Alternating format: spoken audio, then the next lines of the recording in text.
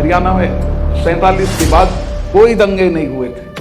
अब ये हुआ 7-8 शहरों में, बड़े शहरों में ये दंगे हुए हैं और ये होंगे, देश में बड़े पैमाने पे होंगे। ये कुछ ना कुछ चुनाव से पहले करेंगे, जो इनकी फितरत है, जो इनकी आदत है, जो ये गुजरात में करते रहे, देश में करते रहे।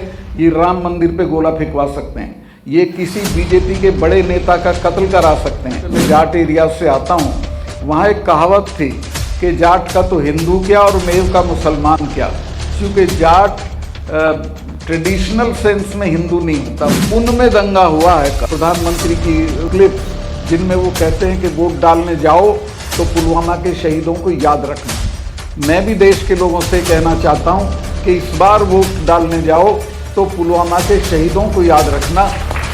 मैं इनकी ना धमकियों से डरता हूँ, ना मुझे अपनी ज़िंदगी की कोई परवाह है। पुलवामा का जहाँ तक ताल्लुक़ है, पुलवामा पे जब मैं कोई चीज़ें बोलता था तो कोई रिएक्ट नहीं करता था सरकार का आदमी, लेकिन पुलवामा बोलने के बाद सम्मानित गृह मंत्री अमित शाह साहब ने कहा कि जब ये गवर्नर थे तब क्यों नहीं बोले थे।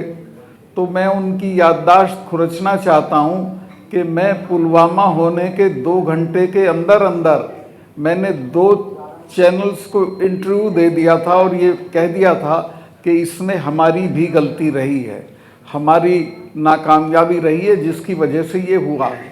और जब प्रधानमंत्री जी का फ़ोन मुझे आया, चूँकि वो अनएक्सेसिबल थे, वो नेशनल कॉर्बेट पार्क में थे और उनके पास ये बहाना था कि वहाँ फ़ोन अलाउड नहीं है, तो उनका फ़ोन आया मुझे। ये घटना हुई है 3 साढ़े 3 बजे, 5 बजे उनका फ़ोन आया और उन्होंने पूछा क्या हुआ।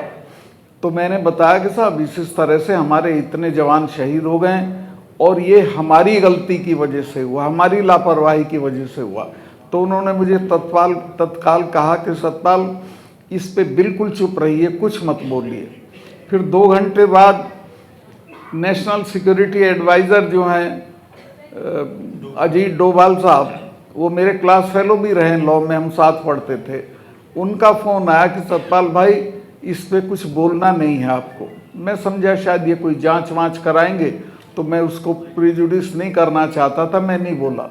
लेकिन आज तक ना कोई जांच हुई है, ना कुछ बताया गया है, ना कोई पब्लिक डोमेन में कोई चीज़ आई है, और उसको दफन करके पाकिस्तान की तरफ मोड़ दिया। चूँकि चुनाव में वही चीज़ सूट करती थी, तो उसका पूरा चुनाव के लिए इस्तेमाल किया गया। माननीय प्रधानमंत्री जी ने उसी दिन 5:30 बजे एक मीटिंग एड्रेस की रुद्रपुर में इलेक्शन की टेलीफोन से, उसमें भी पुलवामा का उन्होंने कोई जिक्र नहीं किया।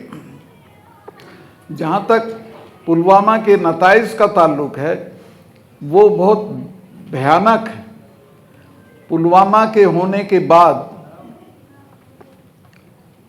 इनको जो करना चाहिए था, इन्होंने कोई काम उस तरफ नहीं किया। वो सिर्फ उन्होंने पाकिस्तान की तरफ मोड़ा और फिर कहा कि हम अंदर घुस के मारेंगे। और वो पूरे चुनाव उनकी आप देखेंगे, प्रधानमंत्री की वो हैं क्लिप्स, जिनमें वो कहते हैं कि वोट डालने जाओ तो पुलवामा के शहीदों को याद रखना। मैं भी देश के लोगों से कहना चाहता हूँ कि इस बार वोट डालने जाओ तो पुलवामा के शहीदों को याद रखना कि उनकी लाशों पे खड़े होकर जो सरकार बनी, उसने आज तक उस मामले की कोई जांच नहीं कराई है। और आज मुझे अच्छा लगा कि आप लोगों ने प्रस्ताव पास कर दिया है कि इसकी जांच होनी चाहिए, श्वेत पत्र आना चाहिए और इसकी जांच सुप्रीम कोर्ट के देखभाल में होनी चाहिए। पुलवामा में जो जो नहीं हुआ वो मैं आपको बताऊँ। वहाँ असल में यहाँ गलतफहमियाँ बहुत हैं कि साहब ये वो आया था इंटेलिजेंस अलर्ट, वहाँ तीसरे दिन क्या एक दिन में 3-3 इंटेलिजेंस अलर्ट आते हैं। मुझे तो हर रोज़ आता था कि आप यहाँ बैठ के चाय मत पिया करो, पाकिस्तान के शूटर आए हुए पहाड़ी पे, आपको कोई मार देगा। मुझे तीसरे दिन जनरल्स 2-2 मिलने आते थे कि साहब आप सड़क से क्यों जाते हो एयरपोर्ट, आपको बम्प ऑफ करने के लिए पाकिस्तान ने आईडी एक्सपर्ट भेजे हुए हैं। खैर वो हमारे यहाँ एक सुविधा थी कि हेलीकॉप्टर जाता था, इसका अपना हमारा खुद का यहाँ से जो राजभवन था, वहाँ से एयरपोर्ट तक मैं उससे चला जाता था, लेकिन सख्त हिदायत ये रहती थी। तो खैर मैं उसको मानता था, लेकिन इसकी जो जानकारी थी कि ये पुलवामा में ऐसा होगा, वो मेरी जानकारी में नहीं था। अगर ये लोग जो सीआरपीएफ के लोग हैं मुझे लूप में लेते तो मैं इनको 2 दिन में हवाई जहाज़ का इंतज़ाम कर देता।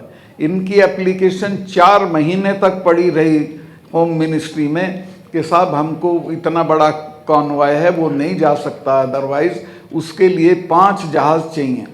बहुत आसान चीज़ थी। मैं तो वहाँ कभी लड़के इम्तहान के दौरान फंस जाते थे जम्मू के श्रीनगर में या श्रीनगर के जम्मू में, तो उनका एयरलिफ्टिंग करा देता था। अगर वो मेरे से कहते मैं इमीडिएटली करा देता, लेकिन उन्होंने होम मिनिस्ट्री से कहा और होम मिनिस्ट्री ने उनको 5 जहाज़ नहीं दिए। ये जांच करने की चीज़ है और इसमें रिस्पॉन्सिबिलिटी फिक्स होनी चाहिए कि कौन जिम्मेवार है।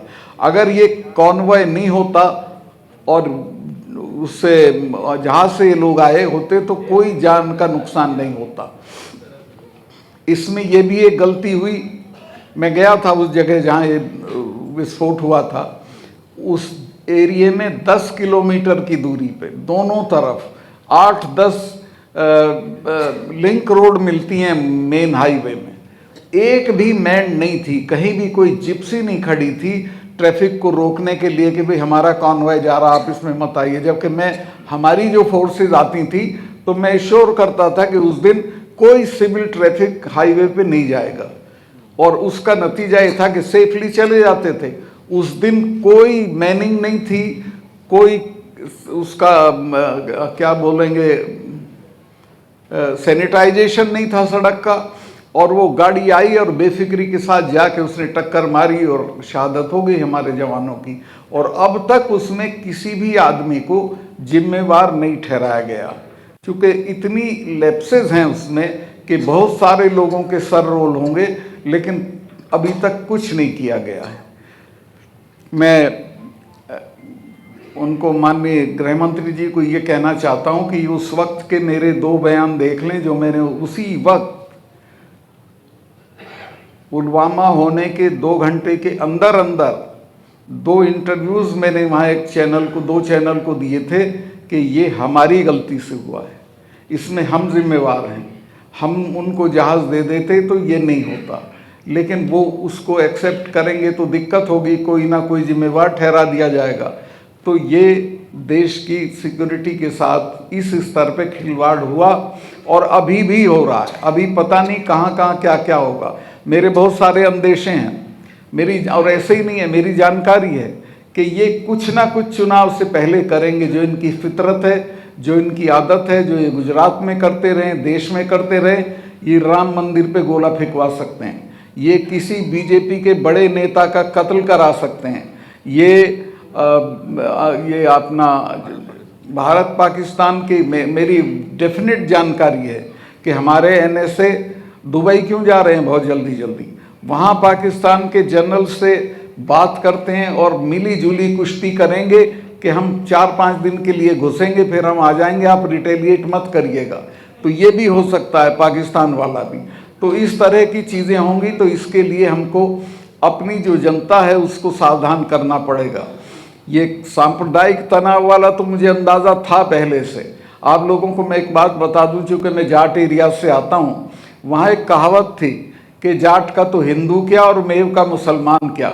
चूँकि जाट ट्रेडिशनल सेंस में हिंदू नहीं होता, पूजा पाठ वाला नहीं होता, वो आर्य समाजी होता है। और इसी तरह मेव ट्रेडिशनल सेंस में मुसलमान नहीं होता, वो सिंपल एकदम सीधे सीधे रहता है, सपाट। उनमें दंगा हुआ है कल, जिनके बारे में ये था कि ये इनमें कोई कम्युनलिज्म नहीं है, वहाँ दंगा हुआ है और ये दंगा बढ़ाया गया है जानबूझ के। और ये एक ही जगह नहीं हुआ, कल में रात में 8-10 शहरों में वहाँ के हरियाणा के ये हुआ है। हरियाणा में 47 के बाद कोई दंगे नहीं हुए थे, अब ये हुआ है। 7-8 शहरों में, बड़े शहरों में ये दंगे हुए हैं और ये होंगे, देश में बड़े पैमाने पे होंगे। तो मैं आपके माध्यम से देश की जनता को, लोगों को सावधान करना चाहता हूँ कि सब अप्रत्याशित चीज़ों के लिए तैयार रहिए और ये समझ जाइए कि ये आपको बेवकूफ़ बनाने के लिए चीज़ें की जा रही हैं, वोट के लिए की जा रही हैं। और आपसे भी मैं सहयोग की अपेक्षा करूंगा कि आप इस बात को फैलाएं और बताएं कि वोट के लिए यहाँ कुछ भी किया जा सकता है। राम मंदिर वाली भी मेरी डेफिनेट जानकारी है कि चूंकि राम मंदिर अब मुद्दा नहीं रहा, मुद्दा वो तब बनेगा जब उस पर बम पड़ेगा या कोई चीज़ होगी, वो हो सकता है। कृष्ण जन्मभूमि पे हो सकता है, चूँकि अलकायदा की थ्रेट भी है कृष्ण जन्मभूमि के लिए और अयोध्या के लिए, तो जी हाँ, तो कुछ भी हो सकता है और ये कुछ भी करा सकते हैं। मैं बहुत लंबा हो गया, बस मैं आपसे यही निवेदन करना चाहता हूँ कि जो आज का मैं बहुत आभारी हूँ, सारी पार्टियों के लोग आए और उन्होंने हमारे जो कंसर्न है वो साझा किए। उनसे मैं कहूँगा कि वो चूँकि जनता के बीच में हैं, वो जहाँ जहाँ जा रहे हैं इन सवालों को, इन मुद्दों को उठाते रहें और जोरदार तरीके से उठाते रहें, तो देश बड़ी ट्रेजेडी से बच जाएगा। पुलवामा पे बयान देने के बाद आपके जीवन में क्या बदला है सर? मेरे जीवन में ये बदलाव आया कि मेरी पूरी सिक्योरिटी विड्रॉ कर ली गई। मेरे पास ऑलमोस्ट Z+ सिक्योरिटी थी, अब मेरे पास एक सिपाही है। सिक्योरिटी विड्रॉ कर ली गई। जम्मू कश्मीर का गवर्नर और जिसने 370 हटाने में मुख्य भूमिका अदा की हो, उसको मकान भी दिया जाता है दिल्ली में। वो अब मैं किराए के मकान में रह रहा हूँ और एक सिपाही है, सिर्फ एक। 24 घंटे में 2 सिपाही आते हैं और बस इसके अलावा कोई सिक्योरिटी नहीं है। बाहर जाता हूँ तो कोई सिक्योरिटी नहीं होती है।